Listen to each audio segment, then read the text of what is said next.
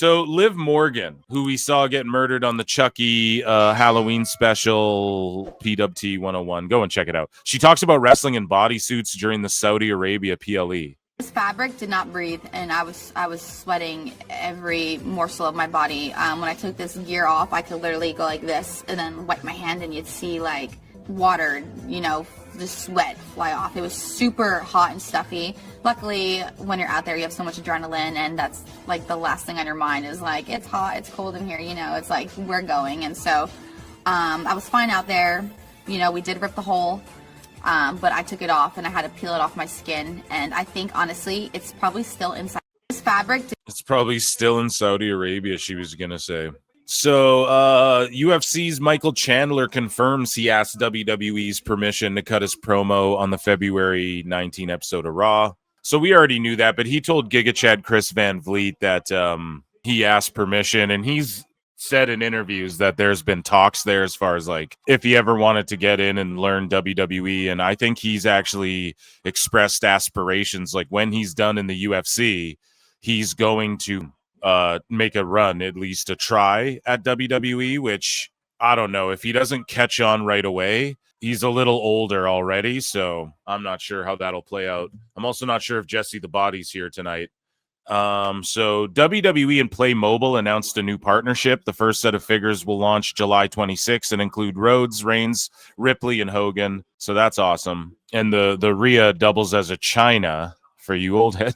But yeah, I don't know. They're just announcing a toy deal there. Has brought it to the show. We talk about video games and here might as well. So Cyndi Lauper announces Las Vegas residency for 2026. So 5 dates next spring: April 24, 25, 29, May 1, 2.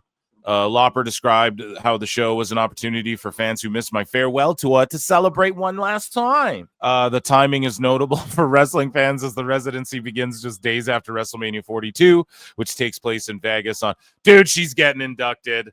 Yes. What are your thoughts on this timing? So, yeah, I mean, is Wendy Richter in the Hall of Fame? Have they inducted her? Fame. Wouldn't it be incredible to induct both of... Yes, she is already, but then Cyndi Lauper is not in the celebrity wing. I say induct Cyndi in the celebrity wing. We called that a while ago. It's about time. Oh, come on now, Eric. Oh, come on now, Conrad Thompson. Should you pull some strings and make it happen? Oh, the stage looks awesome. Fireworks going too. Speaking of fireworks, Seth Rollins confirms he will be out of action for at least 6 months on Good Morning Football. For 6 months. No. My world championship's going to be worn by some schmuck, either Jey Uso or CM Punk. It's awful.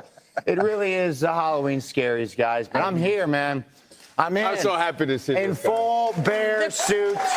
This holiday was not. Here's the thing, man. Rollins is going to fall into this role of doing this Good Morning Football, and he's going to be like, I don't even...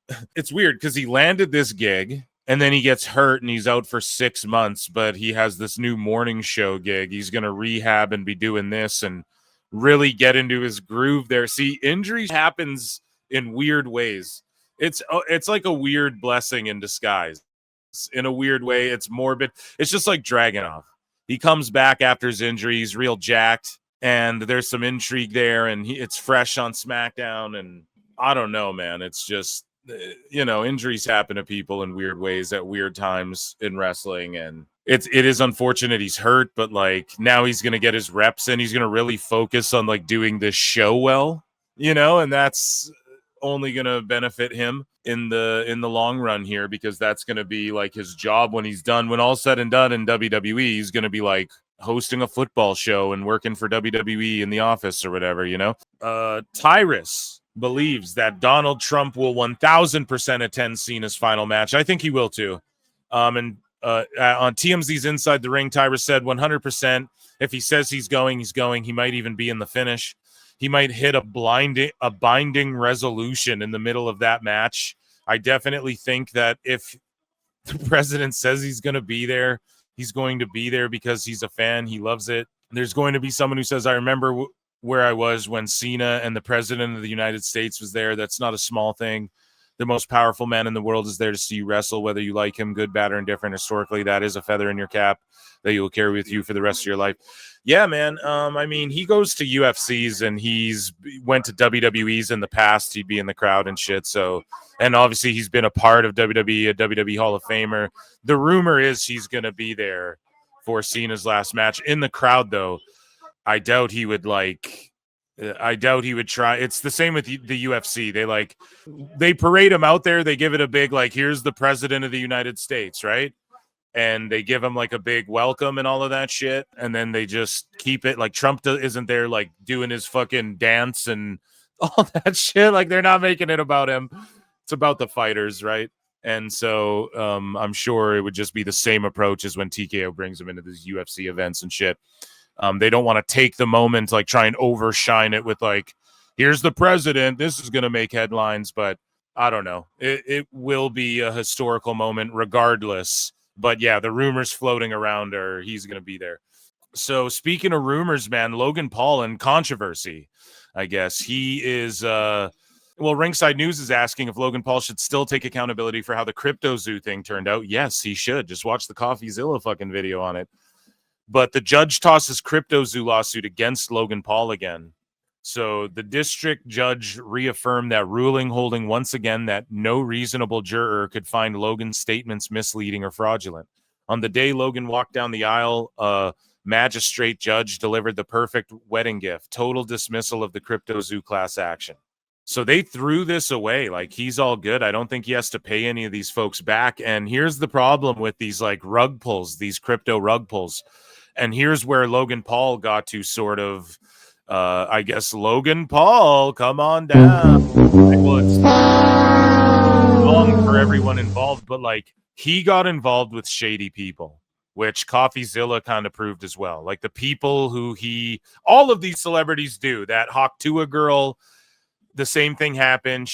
All these crypto fraudsters, they target celebrities and shit, okay? So he was able to wash his hands as far as like these guys were involved in all of these other criminal fucking things allegedly, and I got roped up. Like, I'm just the face, like I'm marketing this thing.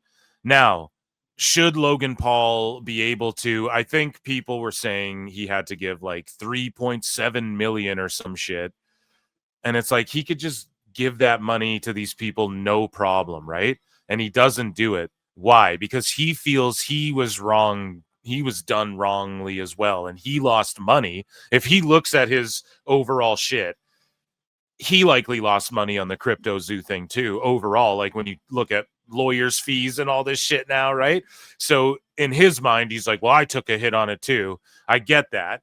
It would be awesome. Like, he could easily just do like, I'm going to do a fundraiser stream and call all my buddies and do a stream where we fundraise, and the proceeds I'll give back to he could just easily do something like that. But instead he's like, I'm suing CoffeeZilla and I'm whatever the fuck. So it just got messy, but I don't know. I guess he's not on the hook. You know, it was like 2.7 or 3.7 million or whatever, which is kind of shitty. Let's be honest.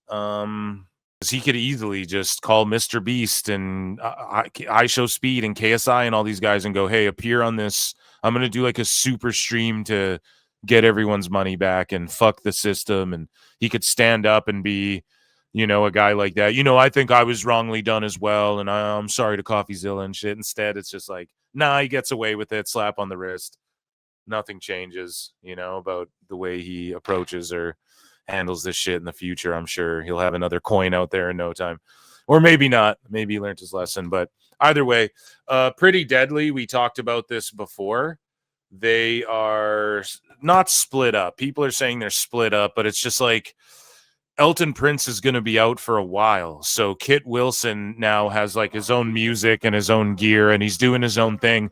He also hit a DDT, like a snap twisting DDT, and it was so fucking cool. It looks so cool and unique, but he didn't win, obviously. He had a solid first showing against Hayes. And I love Pretty Deadly. This new gear is cool. If Elton Prince comes back and they put Pretty Deadly back together and they're wearing like updated gear or whatever, that could be cool. I think Kit Wilson, though, could be like Nick Aldis's little henchman who's like holding the clipboard and snitching on everyone. And like that way there's like an authority figure. He can kind of take the heat for some of the shit. And then Nick Aldis can stay like a good guy. I'm just calling the shots and everything, right? But yeah, I would like to see Kit Wilson be, Aldis's little henchman or whatever. I think that would be cool. WWE may start cracking down on bootleg accounts sharing their content.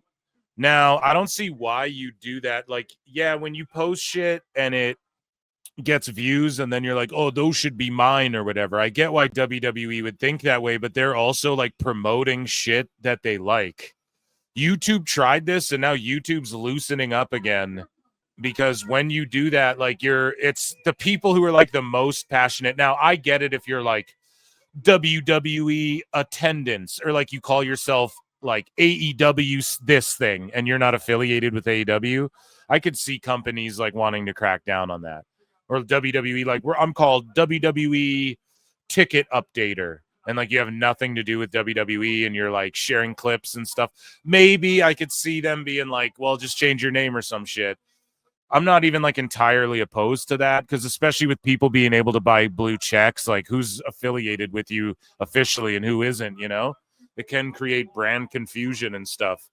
And businesses are always looking out for shit like that. But if they just start sniping people like New Japan did for so long, that will be an L for WWE. Just be honest. But bootleg, when they use the word bootleg, it makes me think like, okay, I got the handle at LA Knight before LA Knight did. And I'm posting LA Knight clips or whatever, like, hey, you might get flagged for that. Like, Chelsea Green confirms that she re-signed with WWE and expresses how happy she is working for the company. She says, I just re-signed. I'm so happy here, and I'm okay to take a moment and fill my days and my weeks with media and traveling to represent WWE as the face. It's not always about winning. It's not always about being on pay-per-view.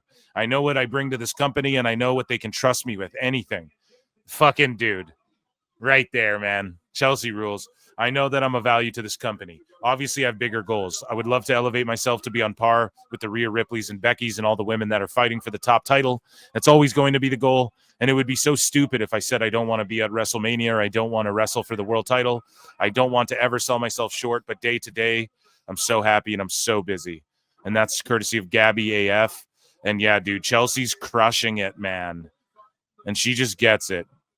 Understands the assignment, as the kids say. And NXT's ratings were nearly identical to last week, despite tough competition from Game 4 of the World Series. So I'm not even going to read all this bullshit. We already know their viewers were up 0.4%. NXT and SmackDown are doing way better with the World Series on than people thought they were going to do.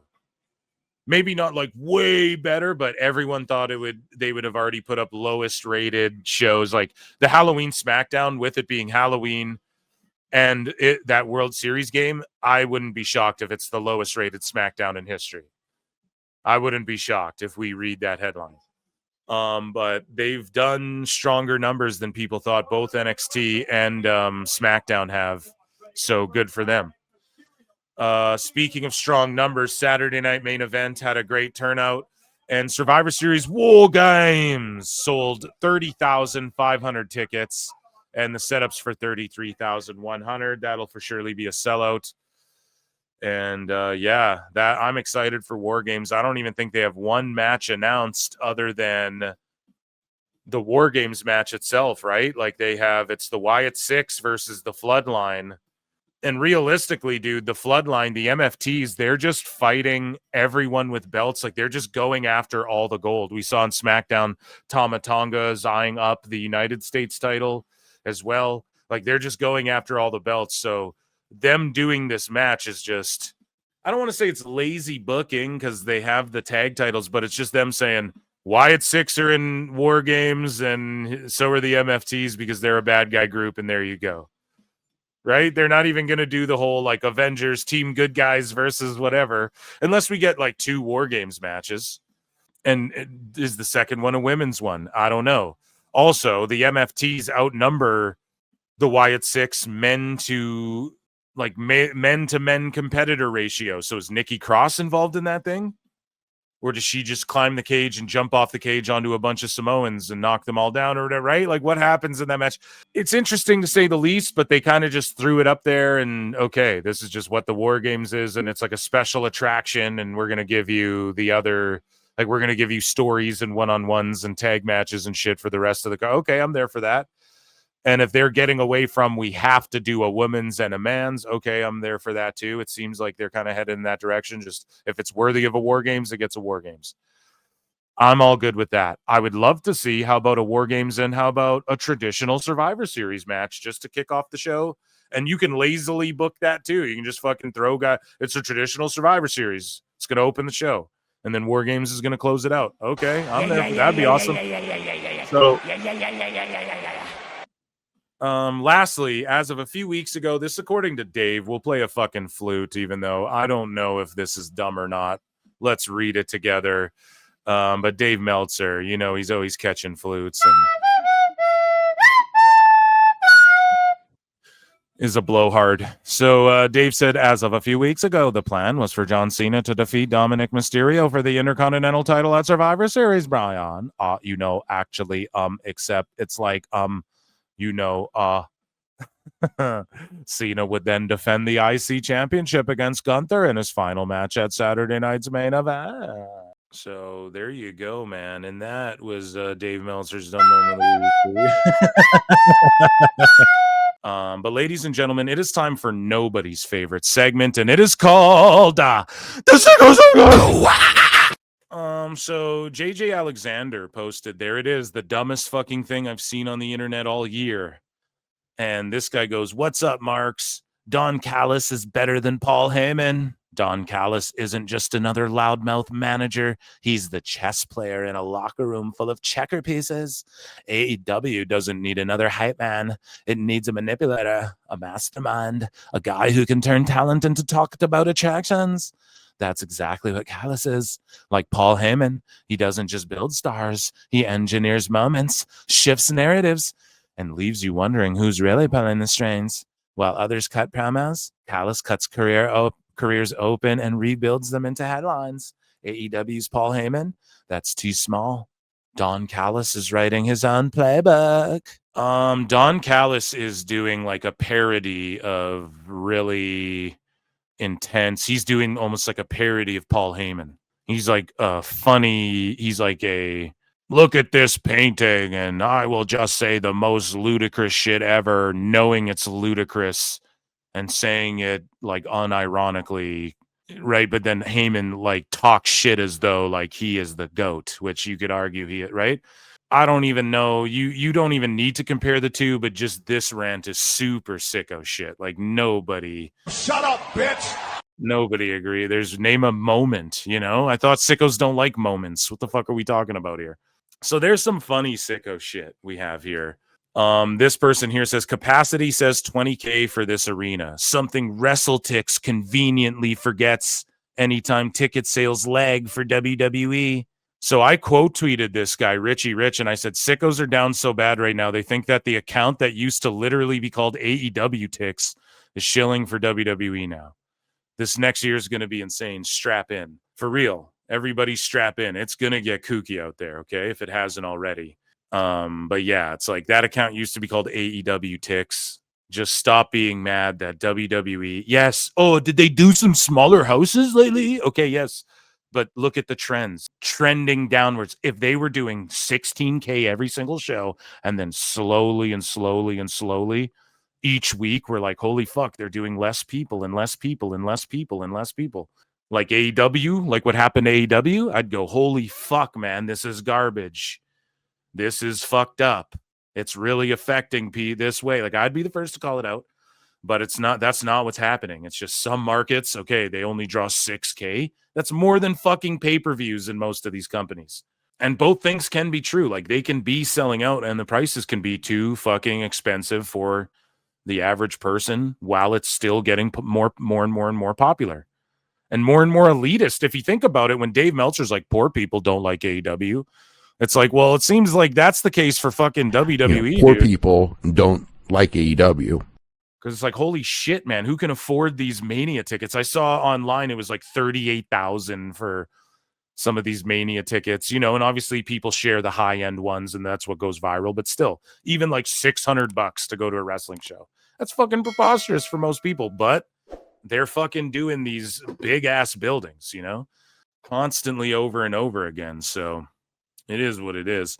But here's Alfred Kunawa's take on, he wrote this: AEW sickos were so loud about AEW's booking of black men in singles pay-per-view matches, but the second Swerve Strickland got hurt, there were no more black men in singles pay-per-view matches, and he calls out the sickos here.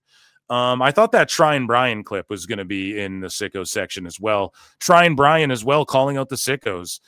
Him patting them on the back a little bit, saying like, oh, you guys are this elitist, epic, awesome. You guys rule so hard. You got to let people into your super totally cool club, which isn't that's not what it is, right? Tryon Bryan's trying too hard there. It's just that like the shows are bad and it's this pompous elitist shit, you know, and it's just fucking, it's gotten gross and people are turned off and it's just the show is bad. I'm sorry. Like, fishbowl drownings don't appeal to the masses. I don't care what the fuck anyone has to say. Spikes in the back doesn't appeal to the masses when they should be really trying to appeal to the masses right now if they want to stay afloat with all this bidding and stuff going on. Alfred Kunawa just calls out the sickos, though, for not keeping the same energy when they were all like, AEW, you know, Black World Champion, Swerve. You guys remember that era? And they put Swerve on like after the Heat game on Collision, but then they paraded Moxley out, gave him banners on their main show, Dynamite. And they had Moxley come out after he won the fucking New Japan show. They had like a banner for him and streamers and shit. I said banners, I meant streamers. They like did all this shit. He won the New Japan title. And then Swerve, they bring him out there late after a fucking Miami Heat game. It's just so ass backwards. Konowa's pointed this shit out. Let's hear his take. And some people might not like Konowa's take. We're going to listen to it here. Swerve Strickland is out with injury, and what do you know? Black male singles matches on AEW pay-per-view are extinct. Of course, this is a highly specific statistic, one that AEW sickos use to prop up Tony Khan as a Black history specialist. Sicko, please. A cursory look at AEW's booking of black talent reveals an obvious trend. AEW's first black pay-per-view main eventer was Swerve Strickland. AEW's first black tag team champion was Swerve Strickland. AEW's first black world champion was Swerve Strickland. If I'd said it once, I'd said it a million-man march. That's not representation. That's represent Strickland. In essence, AEW's black history just tore its meniscus, and the way things are going, you're not going to see a black male singles pay-per-view match until he comes back. Today, we're going to take a look at AEW's continued struggles with black talent and why the entire black male roster immediately cratered after losing just one black male wrestler. We'll also look at the biggest reason why It's because, well, okay, go and watch Alfred Kunawa's video at Pro Wrestling Bits, but we knew what it was. It was just people were virtue signaling online, so Tony Khan went, okay, here you go, Swerve. It was like a pity title throw, you know, but I will say, though, I do miss Swerve on the shows. Like, personally, I'm a Swerve fan, you know, and I know he blocked me and shit. I don't know. I've always said like he listens to criticism as far as, you know, people said he needed to bulk up. He did. He put on 30 pounds or whatever muscle. He like 30 pounds or whatever he said online. Things like that. And I do think he's a good wrestler. But yeah, he just a lot of people call Swerve out. They're like, he's just in it for him. Like there's a section of the IWC that really believe that, and they like stan Hit Row. We've gone over this, and they love the OG3 of Hit Row, and they fucking hate Swerve. And even AJ Francis went off like, fuck Swerve. So I don't know how much of that is a Swerve thing or an AEW Tony Khan thing or a mixture of both, but everybody go and check out Alfred Kunawa, friend of the show, at Pro Wrestling Bits. Go and check out his video, full-length video on that. But I want to end it with some funny sicko shit here. Justin Wilson. He said, I'm an AEW sicko for Halloween. Let's get into some fun. He was an AEW sicko for All Hallows Eve this year. I mean, just spectacular. I'll give it a yeet. And let's watch this video. The fit full AEW sicko tonight. Pink bow tie, belt on the shoulder, and the 5-star paddle. Well, she's giving him candy, dude. Oh, my God. It's already so funny. That's already hilarious. While she's giving him candy, he's explaining his Mark bullshit, but it's also part of the video. Just immediately. This is hilarious. The fit full AEW Sicko tonight. Pink bow tie, belt She's on like, the shoulder, what and the 5-star fuck are paddle. you talking Meltzer about? gave Omega and Osprey 6. I'm repping the whole promotion. Ma'am, this Reese's deserves 5 stars easy. Trick or treat. Any chance you got a main event Ricochet bar in there? Oh, sorry, hon. Just mid-card candy tonight. Mid-card, huh? All right, load me up. Guess I'm working the mid-card. Is this fucking AI? Oh my God. If someone made this with AI, that is incredible. Right? What is that chocolate bar? Did he make this whole thing? Go and follow this guy here. At Justin Bowtie is what his thing is. At just, if this is AI, fucking incredible. It looks AI. Right along with it. Happy Halloween. Love the bow tie. Here's some candy. And actually, I had these comps No, lined maybe that's fucking, I don't know. I'm just going to shut up and around. laugh. You should take them. Wait, are these Oh, yeah, real? it's Sora. It says right there, Sora's AI. Jesus Christ. This is terrifying. Talk about a scary Halloween treat, trick or treat, motherfucker. Holy fucking shit. Dude, AI is creepy, man. How, like, this is crazy. How long does it take him to enter prompts into Sora for it to spit something like this out? I thought the bit was he dressed up like an AEW guy and went fucking trick-or-treating. Amazing. Happy Halloween. Love the bow tie. Here's some candy. And actually, I had these comps lying around. You should take them. Wait, are these real? Absolute match rating tonight. Bow tie belt rating board ready. Let's move. Check the fit. Full AEW Sicko. Pink bow tie, belt on the shoulder, cage match board in hand. I'm going door to door. Trick or treat! Cody Rhodes, huh? Yeah, not in this house. No candy for that. Go get it from Triple H's place. Seriously? Come on, let's go. Find another porch, kids. AEW forever. All right, this must be it. Oh, what does that say? Hard cam? I thought it said tard cam. It kind of does say tard cam, dude. I don't know if that's tard cam Halloween party. I don't know. AI fucking up. Forever. Even AI knows. No. All right, this must be it. The hard cam. I set up. The hard cam. Okay. It looks like a T to me. That's all I'm saying. Hello? It's empty. Where is everybody? Did I get the time wrong? Guess I'm the first one here. Hope the others. The fit full AEW. Damn. If this guy is just does he just make shit in AI or what? I have no fucking clue. When it dawned on me, it was just how, like, when that old lady's talking, and then the chocolate bar, it's like, holy fuck, this is fucking AI. Holy shit. Like, it's gone too far officially. Holy shit, dude. Halloween. I hope you all had a good Halloween. It's my favorite season. We're getting into the Christmas season, the holiday spirit in the next week or so. That was a little trick or treat on this Sicko Saturday night, ladies and gentlemen. That was nobody's favorite segment called the Sicko Segment.